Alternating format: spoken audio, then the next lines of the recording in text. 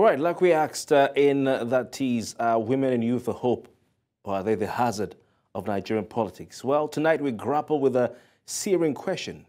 And in the wake of the recent corruption scandals at the Ministry of Humanitarian Affairs and Poverty Alleviation in Nigeria, involving female politicians like former Minister Sadiya Farouk, suspended Minister Betta Edu, and suspended Chief Executive Officer of the Nigerian Social Investment Program Agency, Halima Shehu, can we still champion the advancement of women and youth in Nigerian governance? Or are these scandals a chilling reminder of the pitfalls of youth and gender-based quotas in polity and in other areas of life? Now, tonight, let's dissect the claims and counterclaims with the expert panel of pro-women and pro-youth activists as well as public affairs analysts.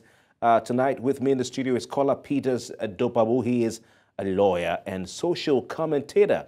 We also have joining us via video link on the program tonight, Elvis Akbobi. Elvis is the executive director, Not Too Young to Lead initiative. He's in Delta State as we speak. And of course, we hope to be joined along the lines via video link by Mary Koku. Mary Koku is a policy development and gender expert. She's also the founder of Emerge Women Development Initiative in River State. Gentlemen, it's good to have you on the program tonight. Many thanks for joining us.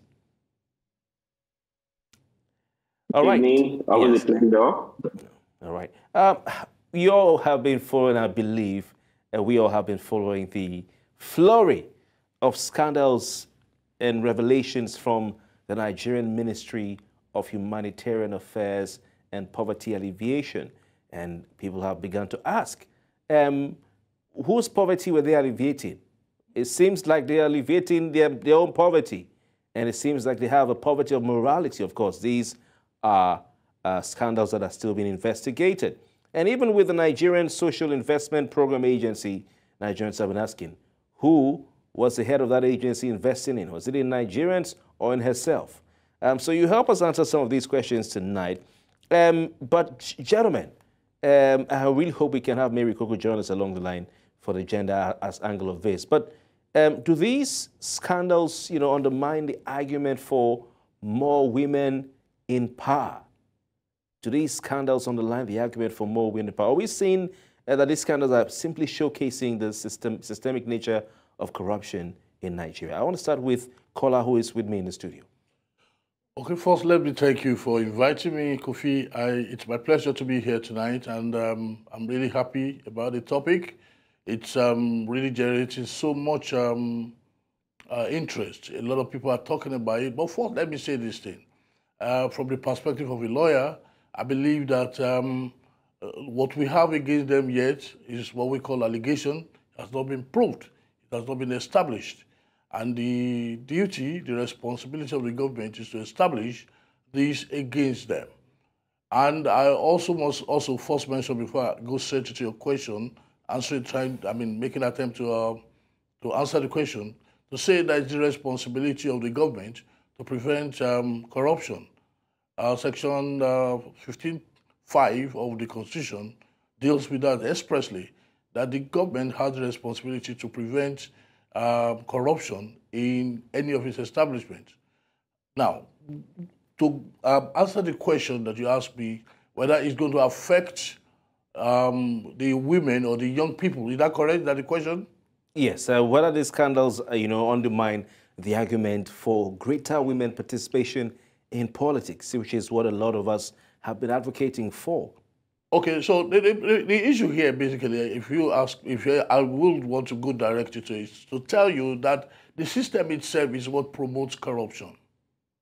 The system itself. Now, it's possible for an otherwise clean person to go into the system and be, otherwise someone who is very clean to go into the system and become corrupted. So it's like what they say, that bad complication corrupts good manners. Until we find that system that will not encourage corruption. What do I mean by that? If you look around you, you see that our ministers have retinue of assistants and all the people, and the constituent, the people that appointed or that promoted them to become ministers, they are waiting for them. A lot of people there's so much burden on them. to deliver, to provide for them. I remember a case of a friend who was just elected into government, and every morning, like 200 people come in front of his house. Until the system discourages this kind of thing, so it has nothing to do with people outside. It's the inside. So we need, first of all, to clean the organ stable, to make it unattractive for people, because one of the reasons why people go in there is because they believe that that's the easiest way to make money. So to me, I don't think it has anything to do with gender or the sin. If the best of all the women, the best of all the youth, when it goes there, how old are these people we're talking about? We're talking about 38, 45. Yeah, 37, 45. Exactly. Even the Minister of Interior, who has also been dragged into this, 41. So you see what I'm saying? So it's a question. And if you tell are you saying, are you saying that this shows that we shouldn't be arguing about people going into government because of their agenda? Is that what you're saying? Well, by the way, Nigeria is signatory to the China-Beijing conference resolution that says that certain number of women. So if you are talking about gender, it's necessary. That's not what I'm saying. That that's nothing to do with gender. It has to do with the government itself. The government itself is corrupt and it's prone to fail. So until we clean the government itself, if you bring sense from America, even if you bring Americans to come out, they will be corrupt, because that's the situation. So we need to, first of all, look inward, make it unattractive, make governance unattractive. That, look, you know how, we read about the president of a country in Europe that rides bicycle to the office. And you don't expect that person to go there and steal money. But where you look at the government, just look at a local government chairman, he has 10 cars, and other people are following him, it becomes, you know what I'm saying? So you're saying is it an issue of the system, not it's the system. Caller Peters, Dopabo, stay with us. Interesting thoughts. So Elvis, I'll come back to you on this. Let's go for a quick commercial break. We'll return afterwards.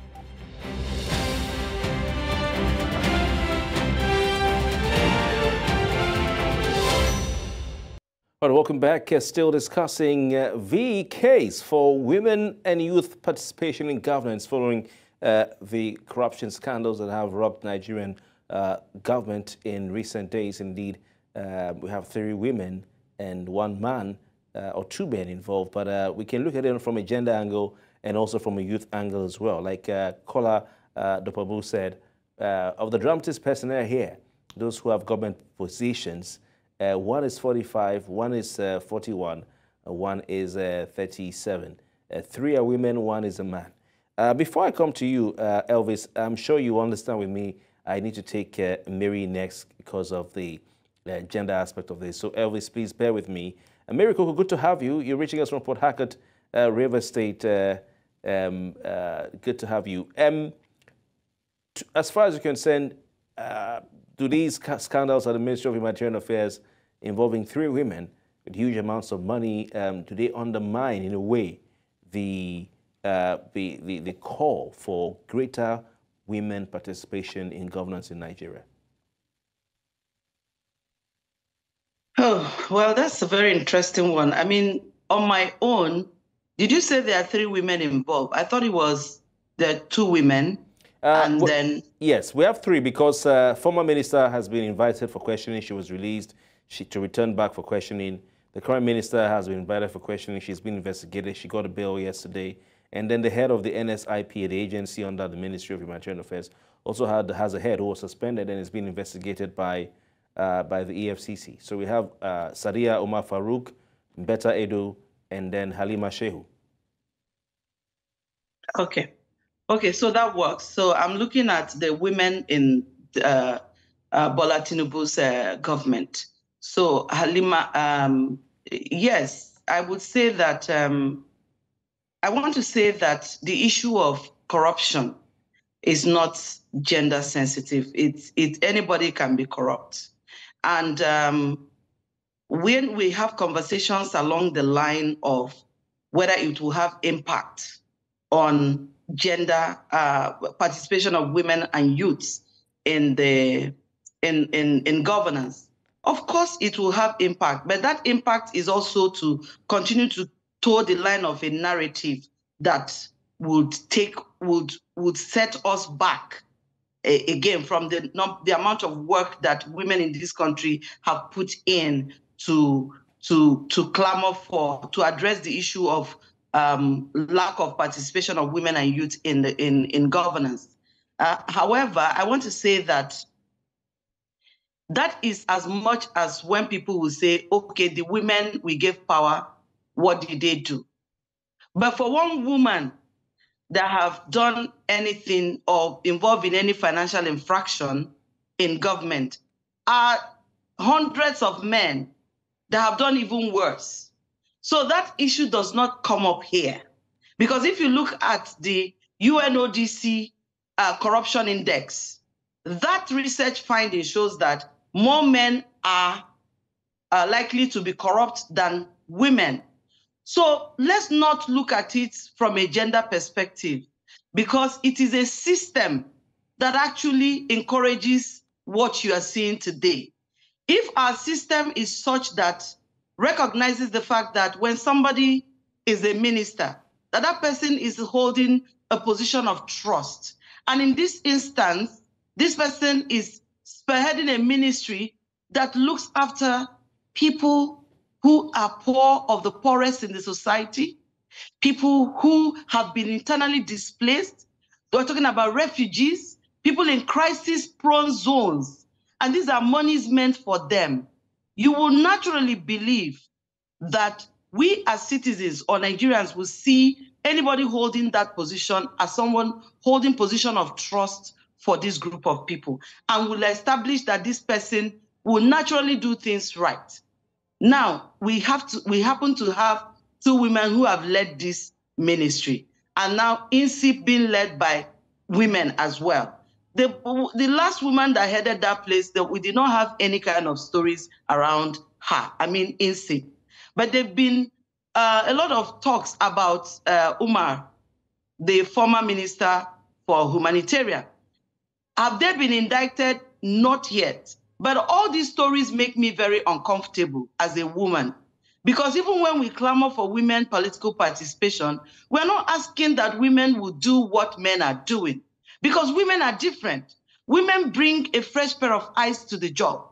Women are not the ones who want to steal. So if you make it a gender issue, I don't think it's really, I think it deflects from the core of the issue. The issue we're having here is that there are infractions or alleged infractions. I want to use this opportunity to say that there is also need for us to commend the president for even taking the decisive steps to suspend these ministers while the investigation is going on. So I would rest it here. But just to say Mary that Coco, you've said quite a lot. You've said, you know, that these scandals involving these women in very sensitive positions involving huge amounts of money, you're saying that it set the, you know, the advocacy, the fight for inclusivity a bit backward. But you've said that we shouldn't look at it from the lens of gender, and you've also said statistics even show that men are more corrupt than women. Elvis Akpobi, you're head of Not Too Young to Lead, but I want to bring you in on this gender argument. Your thoughts on what we've been talking about so far as the involvement of women in these scandals are concerned. Do you think it calls to question, you know, the argument for more women in power? Because what we hear is that just put women there and Nigeria will be better. We'll see corruption will be a thing of the past and all that. Okay, for me, we told the line of the previous yes. It has nothing to do with corruption. Has nothing to do with gender. It has a lot to do with a system that knows that incompetence dressed up as a strategy or as a means of political patronage is still incompetence and is totally unacceptable. Because let's ask ourselves, what are is alleged corruption? Because like the previous guest talked about, they are still under investigation. But let's ask ourselves, what's the recruitment process of our leaders in this country? Are these people recruited based on competence or based on they have a network of good people around them or based on led political party patronage. Still, too, let's not also forget that we had the likes of Okonjo-Iweala, who did excellently well, and it was not amplified that much the way this is being amplified for women. Nigeria is blessed with women who I know who put the world on the world map, just like the Okonjo-Iweala. But our problem is I've had several conversations about this because it's like an kick-off against the advocacy for young people to be in governance. What have the older generation taught us? Because when you teach a young person one thing over and over again, they become that thing. What trademark have they left behind? And how are they recruiting people? Since nature is playing its course, how are they recruiting young people? Are they recruiting young people based on proven track record or based on this is my protege? Okay, so Elvis, you made a point I'd like to follow up on. You said that you want to support what Barry Ikoku said, that this is not an argument of gender, that this is about competence, and it's about whether the people they are corrupt or not, and competence or corruption is not about gender. Elvis, if that is the case, then does it follow? Will you say, or will you agree with the point that we should not be advocating for more women or more men, but we should be advocating for more good people and more competent people in politics? Will you go with that argument that goes further to say that if we advocate for people together simply because of their gender, then we may lose sight of their other qualities, or their other history or their track record, which may indicate that they are incompetent. And we turn a blind eye to that because, the president says, see, I have 6, 7, 8, 9, 10 women in my cabinet. Quota fulfilled. Elvis. The China declaration subscribed, and Nigeria subscribed to more women being in politics. Over time, men have, they overwhelmed the number of persons in leadership positions. I'm quite annoyed and that the women, this issue is coming up mostly with back-to-back. It seems as if that particular ministry is like a conduit pipe, and women are holding that position, and their characters is shutting doors for more women to come into that particular ministry. But this is not to say if you have one egg that is spoiled, you throw away the crate of eggs. They are still good women. We will continue our advocacy for women and young people to be on the driver's seat in making policies, while we glean on the knowledge of the older people. This is not to say we'll take everything they've done, because we can't continue doing the same thing. We will not get a better Nigeria. Still, I'll still hinge on the fact that we need to advocate for women with character, capacity, and competence. Okay. To be in critical positions. Yeah. Elvis, thank you very much. Kola, I'd like to come back to you. What are your thoughts on this whole issue? Because we are now looking at tokenism, and the fact that we are saying let's get a set of people there, be it women or youth, because of the representation. Look at what the men, and I mean, we saw, what do you call it, we saw Mary Kuku, give us a very important statistic that if you look at the records, you have more men, involved in more corruption scandals than women. And men have been proven statistically to be more corrupt than women. So, but if we look at the tokenistic aspect of things, going by what Elvis said, Kola, that corruption is not about gender. And the argument has been that get more women there because the men have not done a good job, and we will see things change. Women are better leaders and all that. Okay, first, let me remind us that Nigeria is so blessed with a lot of wonderful people, good people. The truth of the matter is that if you take the statistics today, you find out that there are more good Nigerians than bad Nigerians. However, the challenge we have is that we have more bad people in government than good people. So for every bad woman or a young man that's in government, there are hundreds of good women and good young adults that can man the position. But are we not shooting ourselves in the foot? Are we not hampering this thing when we simply focus on the gender as opposed to focusing on the credibility and the track record and the integrity of this person, irrespective of their gender or age? Yes, you might be looking at it, but in a situation where you have 200 men who are competent adults, and you have 200 young adults, young men, and 200 women available for a particular post, will it be justifiable if you say you are taking 100 men, and you are taking 20 women, and you are taking 30 young adults? In my opinion, if we have equal number, or we have certain number in the proportion in which they appear, and that's the reason why the government has to do something about the demographic statistics. They should be able to come up with the number of people and the number of people, the number of women, the number of men, the number of young adults.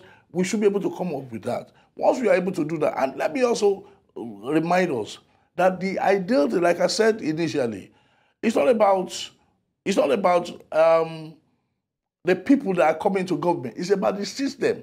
Like somebody corroborated what I said earlier. But Kola, people make up systems. And like we've seen, there was every opportunity. If you are a good person and you go to a bad system, okay, Kola, let's look at, for instance, what happened with Betta Edu, where she made a request for money to be paid into a private account against service rules. Yeah. Was that a systemic problem? It was even the system that checkmated her. Because the Accountant General of the Federation, who is also a woman, said, no, you can't move this money into private accounts. And she refused. So it was even the system that prevented that from happening. You see, I think it was, I don't know, Mr. Elvis that said it on this program. He mentioned patronage. When you look at the people that the government brings in, the kind of people that the government brings in to come and serve, you will discover that some of them don't have that competence. They don't have the capacity to man that position. And they are not giving, some of them, for instance... Kola, so is that not because we are simply looking at what gender they are and saying, let's just fulfill a gender quota? We've seen it as simple as a quota issue. But like you said before, like my sister from Port Harcourt said, he said it's not about, he said it clearly, that men who have been in government have done worse. Is that not the truth? So, are they doing worse because they are men? No, they are doing worse because they are corruption, because the system allows it. So if they're not doing worse because if they're doing worse not because they are men, does it follow that if we get women there automatically, Nigeria things will be better? There are good women. We have cited, somebody cited the example of Kojiwela, who performed very well. We had the former education minister who did very well. You understand? Who did very well. Who did very well. So we have had many good women who have performed excellently well. But you said they're also good men. Now, what I want you to answer, the question I want to answer is this. Are the men, the bad men there, performing badly because there are no good men to perform? No. Are the women there performing, the women who are performing because they are women? The truth of the matter is that the good men don't have that opportunity. That's why I'm saying that it's all about political patronage. It's all about what party do you belong, or who do you know, who's your godfather, who brought you into this place. If you don't have, there's so many millions of good people in Nigeria. We all know that. Millions of people. So why don't we go for the good people and say, let's get good people in power? Okay, so if we, I come to Mary Kuku, if we say, okay, women, oh yeah, like we say in River State, you know, where I have my home as well, you know, we say women, oh yeah, and then we say, oh, we women of River State, we have agreed in the 2023 election, we are going to vote only women. And then a party that has a democratic culture elects democratically a good candidate who is a man for a position, let's say senatorial district senator. And then a party that has man, no man, elects a woman candidate who is going to do the bidding of the godfather. You know who? Are we going to say, oh yeah, because she's a woman, we'll support her because we need more women in governance? Or are we going to say, okay, this party came with a man, we think he's more competent. This one came with a woman. Yes, she's a woman, but we know that she was put there by Oga, whom you know. Example, Are you going to say, okay, because we've said we're going to support women, we'll look for the woman? I want to answer the question, Mary Coco, when we come back from this short commercial break, very short break, and then you tell me what you think about it. Please stay with us.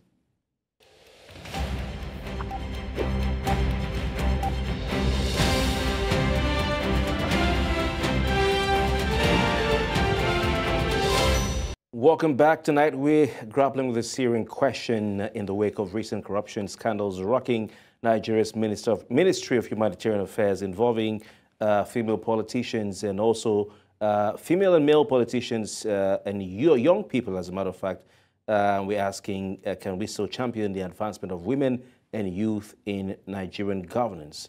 We have a guest tonight, Kola Peters Dopamu is a legal practitioner with me here in the studio. Mary Coco is a policy development and gender expert and founder and president of Emerge Women Development Initiative. She joins us from the beautiful city of Port Harcourt, River State.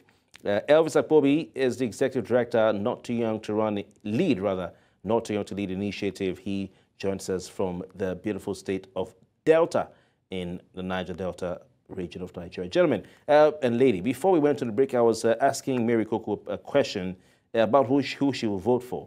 Mary, so your response, what I was asking, just for those who are joining us, for the benefit of those who are joining us, is if you have a choice because we've been told, look at Ngozi Okonjo-Iweala, look at her performance, look at Dora Akunyili of blessed memory, see how she performed. Look at Obiageli Ezekwesili, see how she performed.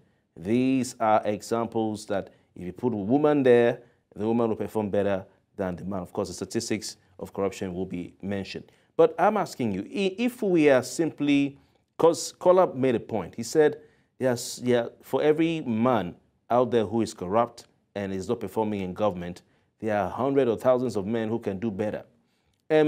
So does this not defeat therefore the argument that, just simply put women there and Nigeria will be better governed? And I give you an instance. Women in River State will say, women, we are voting for only women senators, okay, affirmative action. And then you have a candidate who has been chosen through a very, very undemocratic process by a party who is run by a godfather who selects her and just puts her there to do his bidding. And then you have another party who has a male candidate who came through a very democratic process and seems to be more competent than that woman and who will not answer to any godfather. Mary, who would you vote for? Or will those women be right to say, we want to vote for the woman because of women empowerment? Well, I think what you're asking for is not as simple as that. It's not that very straightforward. When it comes to elective positions, people will have to elect their leaders. And if I really pray and hope that a day shall come when women, if it's women of River State that will start it to say, we are going to turn our number to election winning resource.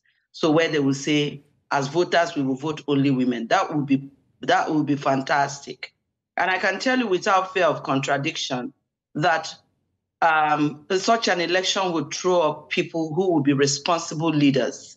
And I don't know how to put it, but what I can say to you is that what we lack in this country is a situation where we do not have leaders who are value-based. Because if you have value-based leadership, be you woman or man, what you will have are leaders who are transformational, who will lead respectfully and be accountable. People who have character, capacity, and competence. And we will have also courage to challenge and dare to be different, making sure that our common patronage or our common wealth are properly utilized. So coming to your question, as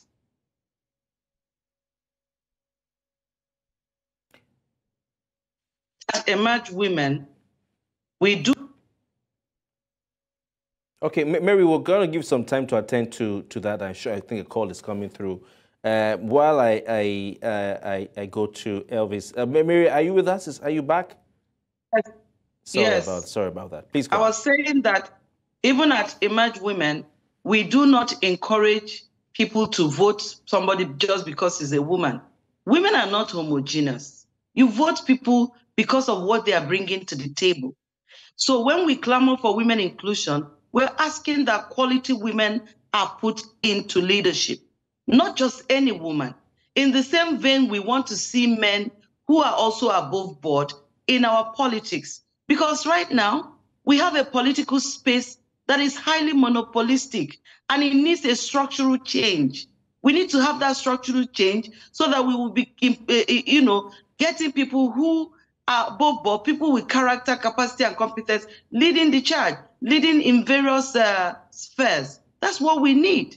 So whether it's the female gender or the male gender, let's just have people, let's just have a system, a political system that really has been prepared to throw up decent citizens.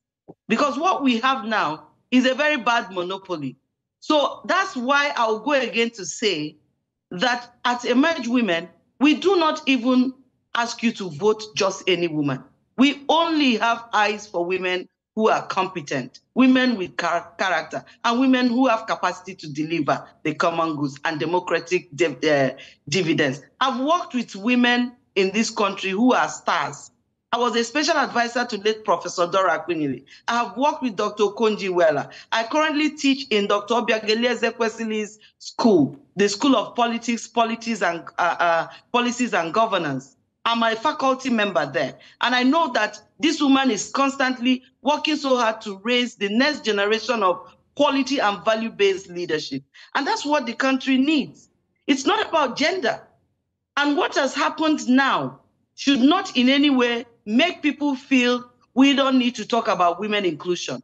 In fact, there's no better time than now to actually begin to be talking about bringing back the gender policies and making sure that at least 35% of women are in our politics, are in our leadership, are in our appointive position, and even elective position. So I want to say again that what has happened now is something we should all be proud of. That for once, you have an accountant general who spoke up immediately. Because if she did not do that, we have a global challenge where the whole world, Nigeria will become a laughing stock because it impugns and does rubbish to our institution. Mary, I just want to quickly move the conversation on to the youth now before we go. Are you concerned about the age of these those involved in this conduct? Because we have the Minister of Interior, Olubunmi Tunji-Ojo, who is also embroiled in all of this now. Like we said, and I think Kola, who is a lawyer in the studio, also pointed out that the investigations are still ongoing. But there are certain facts of the matter, as the lawyers will say, that we can rely on. It is a fact that, and here the minister has actually admitted that a company connected to Olubunmi Tunji-Ojo, Minister of Interior, who is 41 years of age, was the beneficiary of a government contract from the Minister of Humanitarian Affairs and Poverty Alleviation under Betta Edu, who is 37 years of age. And even though he said he's resigned his membership of the company's board and directorship of the company, it is still his company, and it is still, he still has shares in the company, and his family members are running the company. But of course, we're not passing verdict, but that's the fact. He admitted to that, that bit. So he's 41 years old. Betta Edu, who is still under investigation, I've always repeatedly said that 583 million naira never left government coffers. But she's embroiled in all of that, and she's 37 years old. We have Halima Shehu, who is the CEO of the Social Investment Program Agency. She's 45 years old.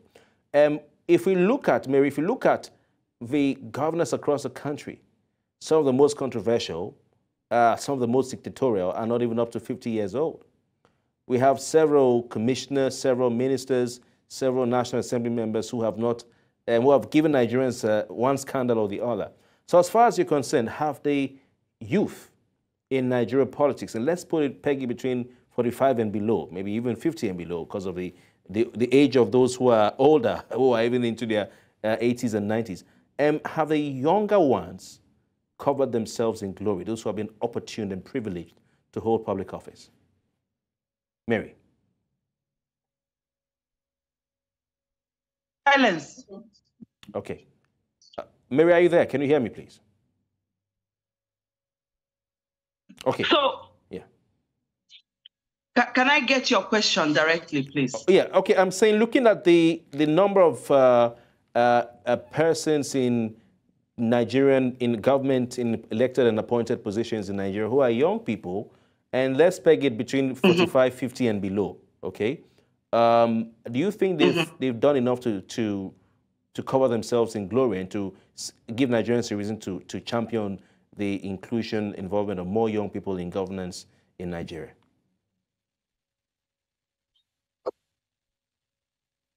Okay. So I didn't really, I think I lost you at some point. But if I want to guess what your question was, you're asking, looking at the age range of the people involved in this malfeasance, whether there is hope for Nigeria. I don't know if that is the question. Yeah, I'm asking all you. I want to say. Yeah, Mary, I can go back there. Yeah, looking okay. at the range, age range, you know, all of them are, you have 3 of them or so below 45 and below. And you have a lot of young people who are in elected and appointed positions at different levels of government and arms of government in Nigeria, you know. So would you say those young persons have covered themselves in glory and given Nigerians a reason to continue to champion young people being given access to positions in government? Well, I will, unfortunately, it is really sad to admit that these people named in these infractions have not given hope to the young people. I don't think they will reinforce that glory that we seek, that we want to see in the young people, and it's rather unfortunate. However, it is also important for us to remember that these are still allegations, and unless they have been proven guilty by a court of competent jurisdiction, we can't really say and sit here and do media trial and vilify them. So if they eventually, I want to say that we need to, the president, we commend the president for taking the steps to suspend them, but also for him to go a step further and not just suspend them, but also to commence that investigation and let it be holistic. And it should ensure that everyone who needs to be brought to book is brought to book, be you man, woman, young or old, that everyone involved in this, because this is so unfortunate that this is a ministry that have been created in good faith to take care of the needy. Okay, Mary, I'm sorry. I've just, we just because of time, I want to quickly bring in Elvis at this point. Thank you so much. Elvis, you are, thank you, Mary. Elvis, you are the executive director of Not Too Young to Lead. What's your take on the performance of young people as seen in this particular scandal or these scandals? And generally speaking, if we take a look, a record of those who are occupying elected and appointed positions in the polity of Nigeria, you have a sizable people there who are young, at least 45 and below. So is youth participation a problem? For me, like I said, we must not always measure youth performance with negativity, because we've had some young persons who are doing very, very well and who did very, very well. The immediate past commissioner for youth in Oyo State, my very good friend, Dr. Sadiya Farouk, he was appointed the commissioner at the age of 27, and his track record is still there. I have a very young friend who is the present speaker, 2-time speaker of the State House of Assembly in Oyo State, and if he did not do well, he will not be re-elected. Let's not forget, let me take it back to my state, Delta State. We have young people who are commissioners. The present commissioner for environment is changing the narrative back in Delta State. And for me, let's start measuring young people with positivity and not negativity. Let's not forget, to these other persons, they are alleged until they have not been proven guilty. At the moment, Nigeria is in dire need of people, mostly young people, who are responsive, who are accountable, who have character, competence to drive our digital problems, because the problems we are faced with today are digital problems. An analog mindset cannot solve this problem.